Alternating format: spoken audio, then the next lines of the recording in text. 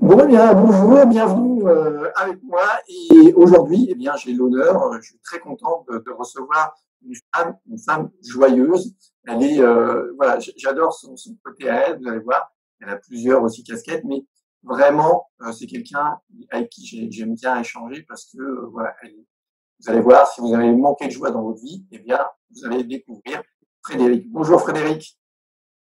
Bonjour Olivier, merci de me recevoir, ça me fait très plaisir aussi. Voilà, alors Frédéric, on s'est déjà croisé plusieurs fois, on a déjà échangé. Et puis, bah, voilà, pour ceux qui ne te connaissent pas, j'aimerais que tu te présentes pour les gens qui nous suivent. Ok, alors je vais te donner certaines de mes casquettes, pas toutes, parce que je fais partie des ultra hyperactifs. Donc vous avez les hyperactifs et les ultra hyperactifs. Et je suis thérapeute, coach et formatrice dans plein de domaines, en tout cas dans le bien-être et le développement personnel. Je suis également organisatrice d'événements et entrepreneuse. Voilà, je fais plein de choses. Voilà, Et je fais de la traduction simultanée, par exemple, pour des gens. Voilà, je vais faire plein de choses et puis je m'amuse à les faire. ouais, bah justement, ce plein de choses, ce côté hyperactif, comment toi, tu as réussi à en faire une force et comment tu as réussi à gérer ça dans ta vie aujourd'hui. Ben, en fait, en faisant, simplement en faisant. C'est-à-dire que je me donne pas tort parce que je sais créer des sites internet, faire de la traduction simultanée, organiser des événements, faire du coaching, faire de la méditation et toujours apprendre et toujours me développer et toujours je pense que je suis une boulimique de connaissances donc je me donne pas tort parce que je le fais. Je le fais et je m'amuse à le faire. Ouais, est-ce que ça a toujours été le cas en fait pour toi, ce côté hyperactif et ce côté de faire, il a toujours été aussi naturel ou est-ce que ça t'a posé des soucis dans ta vie? Alors, pendant longtemps, j'ai essayé de me mettre dans un moule et puis j'étais pas très heureuse à ce moment-là, étonnamment, hein. Et parce que j'essayais de correspondre à ce que j'imaginais être un standard et effectivement, bah, ça fonctionnait pas. Mmh, étonnant, hein.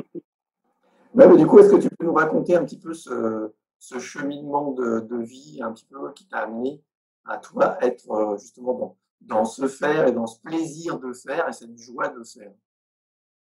Alors, c'est assez amusant parce que c'est pas que le faire, en fait. C'est vraiment dans l'être et mon être aime s'amuser avec plein de choses.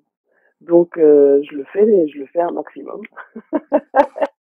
Mais je suis aussi très méditative, je suis une contemplative en plus, alors que ça paraît assez bizarre de dire que une hyperactive est une contemplative, mais j'adore regarder, j'habite à la campagne, je prends toujours quelques secondes au moins pour regarder la lumière qui change, le et juste ressentir ce plaisir de l'observation et de la contemplation.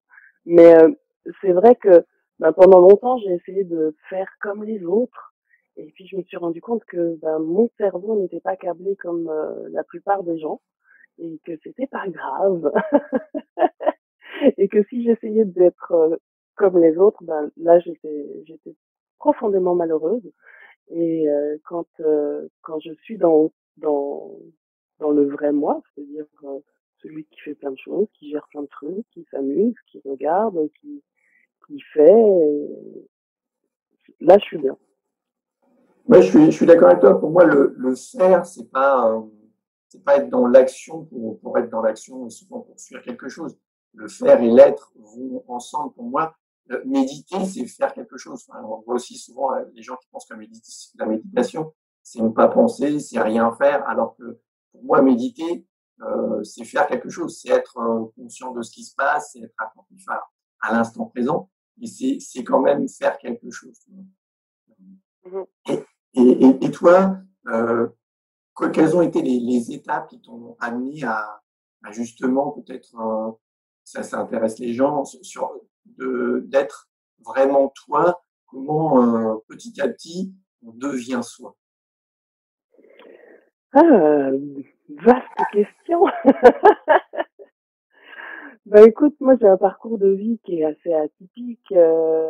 Déjà j'ai la chance d'être métisse, d'avoir un papa martiniquais et une maman parisienne. Euh, je vis en Suisse actuellement, mais voilà. Et j'ai déjà eu ce mélange qui était présent. Et puis, ben, enfin, ma vie de mon enfance et mon adolescence n'ont pas été une source de bien-être et de douceur, on va dire. Mais par contre, ça a été le terreau de qui je suis. Et j'ai eu la chance de découvrir à l'âge de 14 ans, je crois, la méditation et le voyage transcendantal. Donc ça a été une ressource pour moi absolument magique. Et que voilà, j'ai actuellement 48 ans, donc ça fait quelques années que je pratique la chose.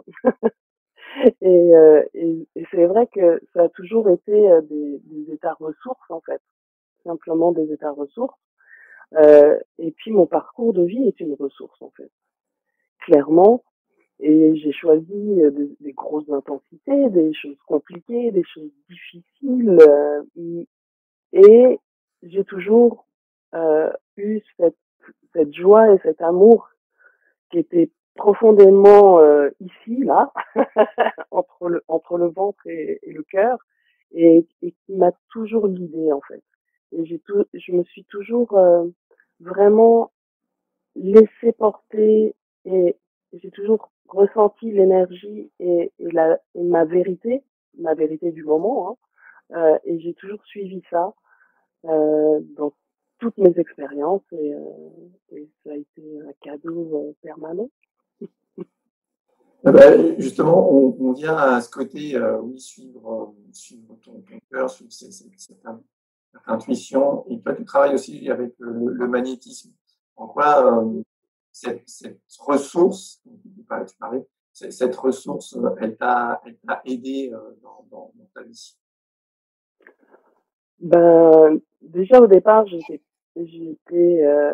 une experte inconsciente, on pourrait dire, parce que je pratique le magnétisme depuis l'enfance. Et c'est d'ailleurs assez amusant, parce que ben, j'ai eu des gens, enfin depuis que je suis petite en fait, quand quelqu'un va mal et que je perçois que la personne n'est pas bien, je m'approche. Déjà, je m'approche physiquement. Juste en m'approchant, je sens que ça fait bouger les choses pour les gens. Et puis, je touche les gens. Je mets la main. Et j'ai ce contact-là, autant avec les humains qu'avec les animaux. Voilà. Et ça, en fait, quand j'étais dans ce moment de partage du magnétisme au départ, quand j'étais enfant, sans le savoir, euh, en fait, ça me ressourçait complètement, simplement. Quand on se rencontre, c'est ça, ce magnétisme qui émane de toi. C'est quelque chose qu'on sent complètement naturel, effectivement. Et ça, je pense que c'est une force qui t'aider. C'est vraiment ça. Et comment, euh, tu disais enfant, tu n'en avais pas vraiment conscience. Comment après, une fois que tu en as pris conscience, comment tu as développé ça et comment tu l'utilises aujourd'hui? Alors, comment je l'ai développé? Ben déjà, on m'a révélé cette compétence que j'avais déjà. C'est un magnétiseur qui m'a ouvert cette porte que je n'avais pas envisagée, que je ne connaissais pas en fait, parce que j'étais quelqu'un de très cartésien, plutôt matheuse. Hein, j'adore les maths, j'adore jouer avec les chiffres. Donc j'étais vraiment une cartésienne bien, une terrienne quoi, hein, on va dire. Et ce magnétiseur en une heure, il m'a ouvert des portes que je savais pas que cette porte existait déjà. Donc c'était assez impressionnant. Et ben, après il m'a accompagné 3 fois. ce monsieur, et puis il m'a gentiment dit, ben, t'es bien plus forte que moi, donc vas-y, lance-toi. Alors j'étais légèrement perdue parce que t'imagines bien qu'à, j'avais quoi, 21, 22 ans ou quelque chose comme ça, j'étais en mode, qu'est-ce que je fais de cette puissance que j'ai dans les mains, comment je fais, qu'est-ce que c'est que voilà. Et puis bah j'ai utilisé mes proches, hein, ma maman et mon frère ont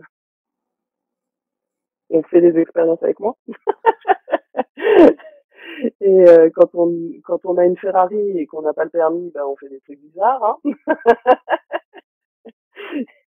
Et voilà, et j'ai expérimenté en fait, en étant dans l'action et en étant dans dans l'expérience simplement, ben j'ai découvert ce que je pouvais faire et de quelle manière je pouvais apporter du mieux-être aux gens qui étaient autour de moi avec le magnétisme. Mais c'est vrai que nos familles sont souvent les expérimentateurs, les cobayes de, de nos découvertes internes, de ce qu'on apprend et de ce qu'on expérimente nous-mêmes. C'est vrai que voilà, c'est ça. J'aimerais qu'on vienne sur les émotions. Comment toi, tu as réussi à, alors, je sais pas comment l'exprimer pour toi, canaliser, apaiser, dompter ces émotions qui souvent nous débordent et sont difficiles pour beaucoup de gens à vivre, à gérer. Comment toi, tu as réussi cette chose-là? Eh ben, en fait, mon secret perso, je vais vous l'offrir, allez, c'est cadeau, c'est que je n'essaye pas de les dompter, ni de les canaliser, ni de les apaiser. C'est mon secret. Je les laisse être ce qu'elles sont et je les juge pas. Et je les laisse juste s'exprimer parce que quand il y a une émotion qui s'exprime, pour moi, elle a toute sa place et c'est assez amusant d'ailleurs parce que mes amis sont toujours surpris parce que je suis quelqu'un de très joyeux, très oui, je suis une extravertie, voire une extravagante. Mais par contre, je suis tout à fait capable de rire extrêmement fort, comme de pleurer d'un coup, de fondre en larmes. Et à chaque fois, ils sont là, oh, ça va, Fred, qu'est-ce qui se passe? Et je dis, mais non, ça me touche. C'est juste, ça me touche, donc je pleure, c'est pas grave. Et c'est vrai que j'ai très peu de filtres et je suis dans toute ma vulnérabilité, en fait, et je fais de ma vulnérabilité une force. Donc, je suis complètement vulnérable et perméable à toutes mes émotions et je les laisse s'exprimer. Ouais, je suis heureux que tu parles de ça, de cette vulnérabilité. Et que, pour moi aussi, je pense que c'est une vraie force, ces émotions, de les vivre, d'arrêter, essayer de les dompter, de les gérer. Voilà, moi, c'est vivre ces émotions, les laisser vivre. Elles sont là, elles nous disent quelque chose, elles ont une raison d'être. Donc, accueillons-les, vivons-les. Et puis voilà, ça nous permet de diriger nos vies, d'aller vers ce qui nous plaît, de ce qui nous fait, ce qui nous met en joie. Et même si tu pleures, bah voilà, tu pleures et puis après, bah, tu repars et tu vas sur autre chose et ça t'amène sur un autre chemin. Et puis moi, je me pose beaucoup de questions en fait. D'accord. Euh, C'est-à-dire que quand je suis dans une intensité, dans quelque chose qui monte pour moi, je me pose toujours une question, c'est est-ce que ça fonctionne pour moi? Et en faisant ça, ben, je sais si ça fonctionne ou si ça fonctionne pas. Alors des fois ça fonctionne, hein, que je sois triste, que je sois grognon, que je sois frustrée ou bien et puis j'en suis moi-même surprise. Et puis je vois vraiment ça fonctionne pour moi, mais j'aime pas tellement être grognon, j'aime pas tellement être tristounette ou franchement triste. C'est et puis bah, des fois c'est ce que j'ai besoin de vivre et d'expérimenter et d'être. Et puis pour après revenir à mon essence, à ma vraie essence, qui est l'amour et la joie. Voilà, c'est aussi la joie. Ouais, l'amour et la joie, c'est ça. Ouais. Je pense que ces moments-là, comme tu dis, est-ce que ça fonctionne pour moi? Est-ce que c'est OK pour moi? C'est à ce moment-là, encore une fois, dans cet instant présent, est-ce que d'être ronchon, d'être grognon, d'être triste, d'avoir peur ou quoi que ce soit, est-ce que c'est OK pour moi? Est-ce que voilà, il y a vraiment quelque chose qui me parle? Écouter ça et aller là-dessus. Je pense que voilà, c'est génial. Toi, tu fais ça. Est-ce que ça a toujours été naturel pour toi, ça? Non, non, ça l'est devenu. Et comment ça l'est devenu? Ça l'est devenu simplement par choix, en fait, parce que je le choisis. Et parce que pendant longtemps, j'étais, je dirais, j'ai été très longtemps quelqu'un d'empathique, en fait, et voire même de compassionnel. Donc, je souffrais avec les autres et je me mettais à la place des autres dans leur souffrance et dans leur douleur. Et en fait, ben, je me suis rendu compte que ça fonctionnait pas pour moi. Donc, j'ai arrêté. Pour moi, c'est vrai que c'est important. Je te dis, parle de choix, de décision au moment de décider. Ça a été quand le déclic? En fait, tu peux nous raconter un déclic? Euh, mais je dirais que c'est des déclics tous les jours. Ça s'est fait de manière progressive. J'ai, en tant que thérapeute, avant de proposer des outils aux autres, je les expérimente sur moi déjà. Et, pour moi, c'est ma base. Je ne peux pas proposer à quelqu'un de faire quelque chose si je l'ai pas moi-même expérimenté, j'ai pas vu ce que ça pouvait m'apporter, la richesse que ça pouvait m'apporter en plus.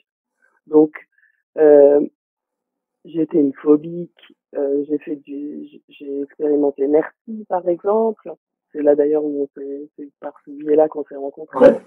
Euh, j'ai, j'ai expérimenté les outils d'Access Consciousness et je crois que les outils d'Access Consciousness, c'est vraiment ce qui m'a, quelque part, ce qui a consolidé tout le bagage que j'avais jusque-là, quoi. Et un des outils les plus puissants pour moi, c'est la question et enfin, deux des outils les plus puissants pour moi, c'est la question et le choix. Et de toujours savoir que j'ai le choix, ça me change ma vie, quoi. Même si d'un point de vue énergétique, j'ai toujours fonctionné comme ça, quelque part, ça a vraiment entériné le fait que je pouvais à tout moment de ma vie choisir et que j'étais la créatrice de ma vie. Ouais. Ça, c'est voilà, un joli message. C'est ce que je dis aussi très souvent. Devenir voilà, l'acteur, le réalisateur de sa vie, choisir sa vie, on a toujours le choix. Et est-ce que tu peux nous présenter, nous parler un peu plus d'Access pour ceux qui ne connaissent pas et un petit peu voilà, ce que tu fais avec cet outil? Ben, Access Consciousness, c'est un ensemble d'outils et de processus, euh, de processus corporels et verbaux, euh, qui permettent en fait d'accéder de plus en plus à soi-même. Access Consciousness, ça veut dire la traduction française, c'est accéder à la conscience. Euh, et selon donc Access Consciousness, la conscience inclut tout et ne juge rien. Et ce qui permet effectivement si on juge pas quelque chose, qu'est-ce qui nous bloque, qu'est-ce qui nous freine, qu'est-ce qui ne nous permet pas d'avancer quelque part? C'est les conclusions, les jugements qu'on a sur nous, notre environnement, les gens, les situations. Et si on sait qu'on a le choix, si on sait qu'on peut accéder à plus de conscience par rapport à ce qu'on est en train de vivre, on peut aussi choisir différemment pour soi. Voilà. Et puis, ben moi, au sein d'Access Consciousness, j'ai fait j'ai fait quelques formations. Il y en a des centaines et des centaines, donc j'aurais, voilà. Mais je suis facilitatrice Access. Donc c'est des outils, j'ai 32 points sur la tête qu'on touche qui permettent de lâcher des limitations. J'ai fait aussi des classes corps de 3 jours où là on travaille vraiment en processus physique où on touche le corps. J'ai fait la classe par les entités, la classe fondation. Voilà, j'ai fait quelques trucs très sympas. Ouais, ouais, c'est ça, accès à la conscience, accès, je dirais, à sa conscience et en même temps à la conscience universelle, quoi. Parce qu'on est tous reliés à cette conscience-là. Et donc, Mhm. c'est ça. Je pense que là, moi j'aime bien aussi ce point de vue sur la conscience et le corps. C'est-à-dire que les deux sont intimement liés. Euh, pour moi, le corps donne accès à la conscience et la conscience nous transmet des messages par le corps. Comment toi tu vois ça, cette relation? Alors, c'est un de mes domaines de prédilection, merci. Pour moi, tout a une conscience. Euh, notre être, notre corps, et on a tendance à faire des séparations. On est un peu bloqué dans des espèces de schémas, comme ça c'est bien, comme ça c'est pas bien, comme ça c'est juste, comme ça c'est pas juste. Sauf que des fois, c'est, en réalité, c'est des principes. Et Dieu sait que je n'aime pas les principes personnellement parce que je trouve que c'est des boîtes dans lesquelles j'arrive jamais à me mettre. Trop petit. donc, euh, donc le corps, en fait, le corps a sa conscience propre, le corps a ses besoins propres, son fonctionnement autonome que nous ne gérons pas. Je veux dire, si on commençait à gérer nos battements du cœur, notre circulation sanguine, notre respiration, le fait de déglutir, de cligner des yeux, etc., vous imaginez le boulot qu'on aurait. Je préfère pas faire ça. Hein. Donc, Et heureusement que notre corps fonctionne de façon autonome et automatique dans beaucoup de domaines. En fait, la plupart c'est ça. C'est ça. Et en même temps, c'est une source d'information et de conscience en permanence. C'est-à-dire que on va sentir la température de l'air ambiant, on va sentir s'il y a du vent, s'il pleut, si le corps est confortable, s'il n'est pas confortable. Et tout, tout ça, toutes ces petites choses là toutes ces petites informations qu'il va nous transmettre, nous sont là en fait pour nous aider à plus de conscience, plus de fun, plus de joie, plus de plaisir. Et si on écoute son corps, si on commence à rentrer véritablement en communication avec son corps, c'est absolument merveilleux. Moi, j'ai fait, là, depuis un peu plus, un peu plus d'une année, j'expérimente quelque chose de juste magique avec mon corps tous les jours. J'étais en surpoids limite morbide. En 10 mois, juste en incluant mon corps, en communiquant avec mon corps et en écoutant ce qu'il me disait, j'ai déposé, je me suis allégée de 27 kilos en 10 mois. génial, bravo. Ouais, ouais. Voilà. Et j'en ai fait, et bêtement, j'en ai fait un programme pour les gens qui veulent, qui veulent, ouais, vivre différemment avec leur corps. Ouais, différemment avec leur corps, accepter ce corps, accepter ce qu'il a à nous dire.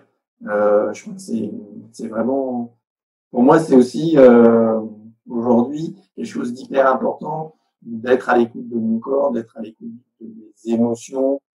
Ça devient effectivement un leitmotiv, ça devient une raison de vivre et d'aider les gens. Je pense on se retrouve bien là-dessus, d'aider les gens à faire ça. Je pense que Mhm. ça révolutionne la vie, quoi. Exactement. Et puis, de faire équipe avec son corps, de l'aimer, quelle que soit sa forme, quelle que soit sa condition de santé, et de commencer à aimer son corps. En faisant ça, on commence aussi à apprendre à s'aimer soi-même. Et c'est un joli cadeau qu'on peut se faire. Tout à fait, un très joli cadeau. Euh, je, en parlant de cette relation corps, conscience et émotion, euh, et merci pour toi de ce partage, de nous raconter un peu de ton évolution justement physique. Est-ce que maintenant, cette évolution, je dirais plus spirituelle, est-ce que toi, tu es dans une recherche de ça ou est-ce que tu laisses venir naturellement ça? Hmm, Bonne question. Je suis en train de me la poser, hein. Je dirais que comme je consomme énormément d'informations, que je suis toujours, je suis quelqu'un de profondément curieuse. Je suis tout le temps à la recherche de nouvelles expériences. Donc en étant à la recherche de nouvelles expériences, je découvre de nouvelles choses et puis je regarde si ça fonctionne pour moi ou pas. Mais je peux pas, tant que je suis en vie, j'ai envie de te dire que je ne peux pas arrêter mon voyage. Ouais, pas arrêter ton voyage, super, joli voyage, joli chemin. Je voudrais revenir sur le corps et sur cet automatisme. En fait, les gens oublient, moi j'ai l'impression que les gens oublient que effectivement tout ce côté automatique, tout ce travail que fait notre corps, notre cerveau pour régler ça, on a l'impression nos idées, elles représentent l'activité de notre cerveau, qu'on rumine des choses et que c'est bien que les idées elles reviennent tout le temps. Et contrairement, j'aimerais que tu me dises un petit peu ce que tu en penses. Contrairement à ce que les gens croient, notre cerveau, son plus gros travail, c'est ça. C'est de maintenir le corps en vie, en autonomie. Ouais. Et il y a un truc qui m'a marqué, une information qui m'a marqué. On a l'impression que, tu sais, quand on se concentre, quand on fait une tâche hyper concentrée, notre cerveau, eh bien, il va utiliser plus d'énergie. On se dit, voilà, mon cerveau, il tourne à 200%, et machin. Et en fait, quand on analyse, il y a eu des expériences scientifiques qui ont été faites, la dépense d'énergie supérieure quand on se concentre vraiment dans une tâche, eh bien, de notre cerveau, elle est juste de 5%. C'est-à-dire que, en fait, l'énergie qu'il utilise pour régler tout le reste, pour gérer, pour être en vie et vivre, elle est déjà tellement importante et qu'en fait, notre mental n'est pas si important. Bon, moi, c'est comme ça que je vois que notre mental n'est pas si important. Quand tu connectes avec ton corps, le mental n'est pas si important. Bah, ouais, merci beaucoup pour cette question. Le mental, moi, je l'adore. Je l'a, je vais te dire comment je l'appelle Excel. Je l'appelle Excel pourquoi? Comme le programme informatique, hein, pas comme Excellence ou quoi que ce soit. Je l'appelle Excel parce que pour moi, le mental, c'est quelque chose d'absolument génial. Mais comme une feuille de calcul, ben, c'est génial pour quelques trucs, mais pas pour tout. C'est comme si tu demandais à ton ordinateur d'être géré par Excel, de faire de la retouche photo par Excel, de faire du montage vidéo ou audio par Excel ou de la musique. Il sait pas faire. Il sait pas faire. Et effectivement, il est extrêmement compétent dans son domaine. Mais par contre, j'estime que mon être est beaucoup plus puissant que mon mental. Donc, régulièrement, je dis Excel, c'est le moment de te fermer. C'est pas pour toi, ça. Ouais, j'aime bien cette vision-là, effectivement, ouais, de laisser ce mental, l'ego, tout ça. Euh, Parce que en fait, il a effectivement une tâche qui est indispensable, qui est de penser, qui est de raisonner, mais qui n'est pas en fait si importante que ça. Et puis on regarde les animaux, ils vivent très bien sans ce mental démesuré, ou en tout cas sans lui donner cette importance aussi, ouais, aussi démesurée pour moi. Je pense qu'aujourd'hui, on donne beaucoup d'importance, alors que finalement, je pense que le corps, c'est tout ce qui se passe, tout ce qui se communique par le corps est beaucoup plus important. C'est exactement ça. En fait, notre mental, il est chou. Il est hyper chou, hein. Moi, je dis pas qu'il faut pas avoir de mental, que ça sert à rien. Déjà, il est extrêmement doué pour faire tout ce qui est logistique. Il est, waouh, c'est un expert. Euh, apprentissage des langues, calcul, voilà. Pour ça, il est top. Il est top, le mental. Par contre, pour vivre, expérimenter, il sait pas faire. En plus, il a je dirais, il a un petit virus dans le concept. C'est-à-dire que il ne fait que se référer à ce qu'il a déjà expérimenté. Donc, c'est pas mal, mais il est tout le temps en train d'aller piocher des références dans le passé. Moi, honnêtement, mon passé, je suis très reconnaissante de l'avoir vécu, mais c'est fait. L'endroit dans lequel je m'amuse, je m'éclate, et je suis, c'est l'instant présent. Et c'est le seul endroit où je peux faire des choses. Donc du coup, quand le mental il commence à me dire oui mais tu sais on a vécu une expérience pas marrante il y a 14 ans, c'était pas cool, je dis ok c'est vrai, mais là on n'est pas il y a 14 ans, là on n'est pas hier, là on est aujourd'hui, on est maintenant et je te remercie pour l'information mais je vais rien en faire. À plus. Ouais, tu parlais d'Excel. Moi, j'aime bien aussi comparer le fonctionnement du cerveau à Google, en fait. C'est une base de données, mais qui va puiser dans ce qu'elle a, dans ce qu'elle a vécu, dans ce qui a déjà été rentré dedans. Effectivement, il compare par rapport à ça. Qu'est-ce que je vais trouver mais qui ressemble à ça? Et puis, tu vas chercher sur Google, tu recherches quelque chose qui ressemble à ce que tu recherches. Et quand il y a quelque chose de nouveau, quelque chose que tu ne connais pas, bah, c'est compliqué. Là, Google, il sait pas, s'il connaît pas, il trouve pas. Voilà. Et ben je trouve que c'est un petit peu comme ça. Et merci de ce partage, de cette vision. Cette vision-là, je pense qu'elle est effectivement importante de revenir à l'instant présent. Et toi, quel est le conseil que tu donnerais aux gens justement pour revenir à cet instant présent? Ne rendez pas significatif ce que vous avez vécu. Je sais, ça peut pas. Non, oui, mais j'ai vécu un truc horrible. C'est terrible. Vous savez, moi, j'ai eu un papa violent qui m'a tapé dessus. Il a fait des trucs pas cool, vraiment pas cool. Je le rends pas signifiant, je le rends pas significatif. Je ne me définis pas par rapport à ce que j'ai vécu. Et d'ailleurs, j'ai même pas mal de peine à me définir parce que je suis tout le temps en évolution et on est tous tout le temps en évolution. Donc vraiment, moi, je me base sur ce que j'ai envie de créer maintenant, ce que j'ai envie de vivre maintenant et pas ce que j'ai vécu avant.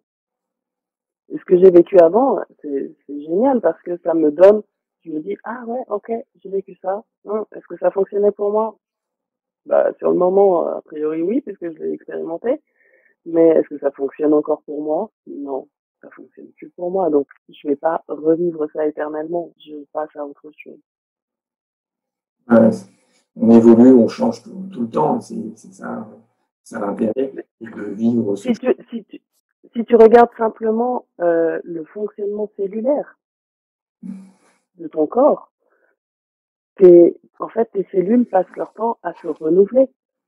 Elles ont une durée de vie qui est propre en fonction de chaque cellule. Hein. Je veux dire, une cellule d'ongle de pied et une cellule de l'intestin va pas avoir la même durée de vie, comme une cellule de la peau va pas avoir la même durée de vie. Euh, on se régénère, on se renouvelle tout le temps. Pourquoi est-ce qu'on est obligé de revivre toujours les mêmes choses? Pourquoi on se sent on se sent obligé de revivre les mêmes choses? C'est ça. Et en fait, alors, au choix et à la décision de changer ça. alors ça, j'ai une petite réponse. C'est que tant qu'on n'a pas transcendé l'expérience, on monte le volume. Donc tant qu'on n'a pas compris qu'on avait le choix, tant qu'on n'a pas compris qu'on pouvait agir, réagir et être différemment, on va monter le volume de l'expérience. Et je sais très bien de quoi je parle. Ça peut casser les oreilles, hein. Quand le volume est gros, ça peut faire mal. C'est ça, c'est ça. Moi, je l'ai expérimenté, par exemple, avec mon corps. J'étais dans une situation qui fonctionnait pas pour moi, mais j'avais fait ce choix et j'avais décidé que ce choix était le bon et le seul à faire et que c'était comme ça que ça irait bien.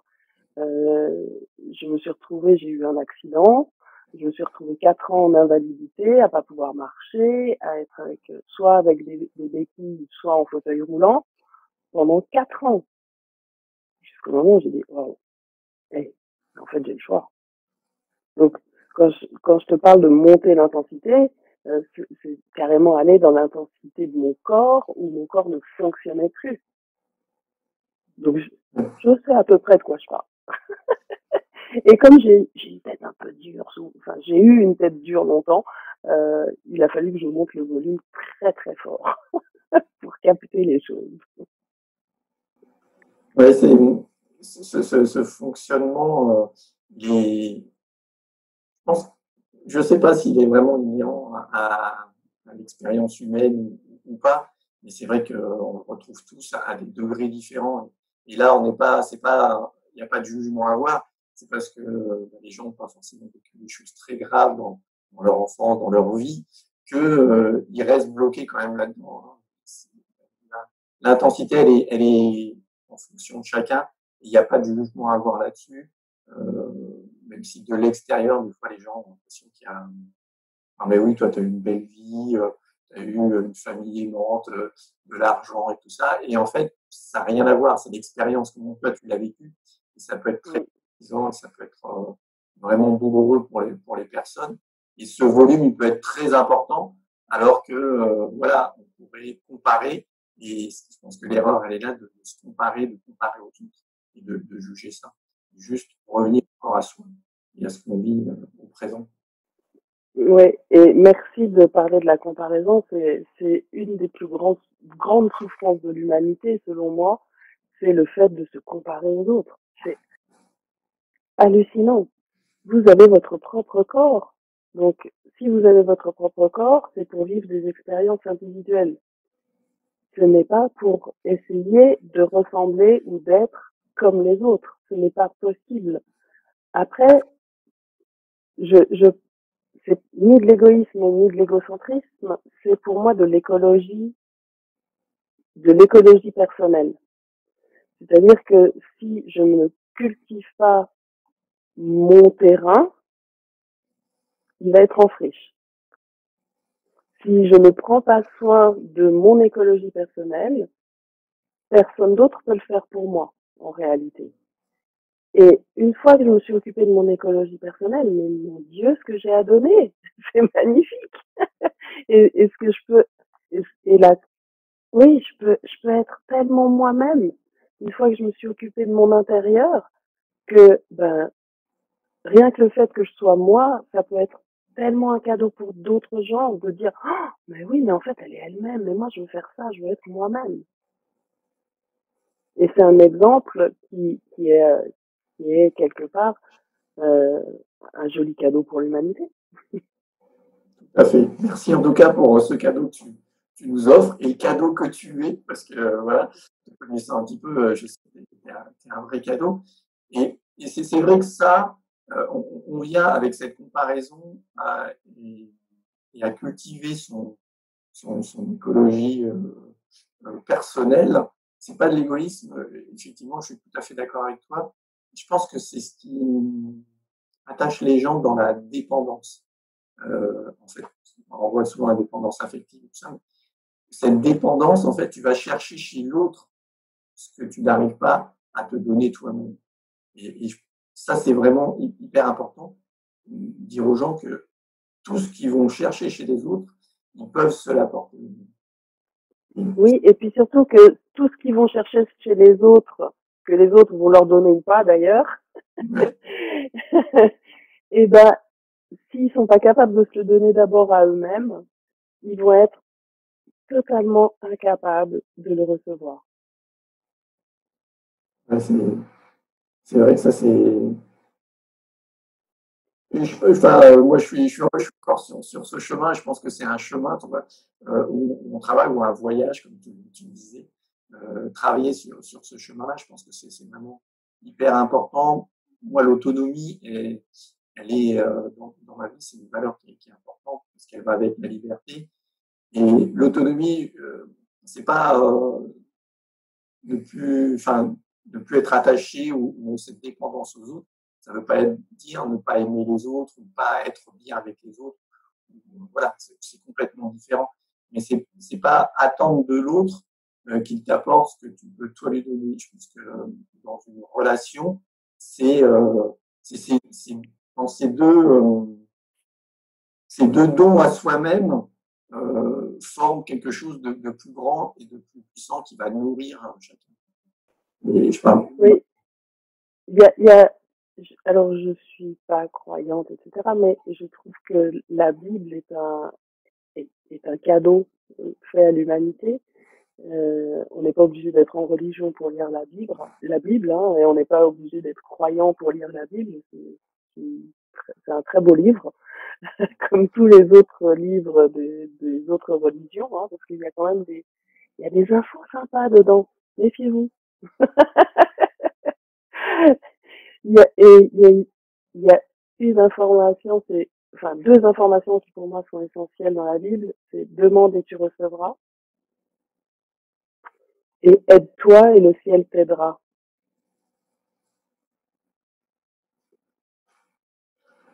Est-ce qu'il y a quelqu'un qui a compris le concept? Essayez, faites des expériences, peut-être ça peut marcher. Non, mais c'est sûr, ouais, je pense que je suis d'accord avec toi. Et on revient peut-être sur d'autres choses, sur la spiritualité, la croyance, les religions, c'est des choses différentes. Hein. La Bible et les œuvres religieuses ne sont pas des religions, c'est les hommes qui ont fait les religions. Et c'est complètement différent entre l'idée, l'esprit de la religion et ce qu'elle est en pratique. Hein. On va pas rentrer dans le débat, mais c'est vrai que c'est complètement différent. Et je suis tout à fait d'accord avec toi. Mais si on regarde, ce sont des lois universelles. Et si tu fais attention à toi, comment tu vas fonctionner avec les autres? Si tu prends soin de toi, si tu te respectes, si tu t'honores, comment tu vas te comporter avec les autres? De la même manière. Exactement de la même manière. Et les gens vont se comporter comme ça avec toi parce que tu vas pas laisser la place à autre chose non plus. Donc quelque part, en faisant ça, tu offres la possibilité au monde entier de pouvoir le faire. C'est ça. Et justement, alors, si les gens ont envie de s'offrir ça avec toi, bah, comment ils font, comment ils peuvent te contacter?